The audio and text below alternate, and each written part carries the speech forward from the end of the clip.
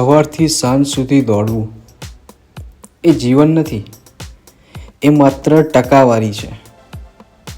જે કામ માટે જીવન જ ભૂલી જવાય એ કામ અંતે ખાલીપો આપે છે.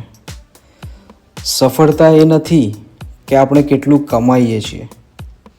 સફળતા એ છે કે કામ કર્યા પછી જીવવા માટે કેટલી ઊર્જા બચે છે. જો કામ આપણને આપણા પરિવારથી, આપણી શાંતિથી, આપણી પોતાની જાતથી દૂર લઈ જાય તો એકવાર રોકાઈને વિચાર કરવો જોઈએ. કામ જીવનનો ભાગ છે, જીવન એ કામનો નહીં. એવું કામ પસંદ કરીએ જેની સાથે આપણે જીવી શકીએ, કારણ કે જે જીવન જીવી ન શકાય એ કામ અર્થહીન છે.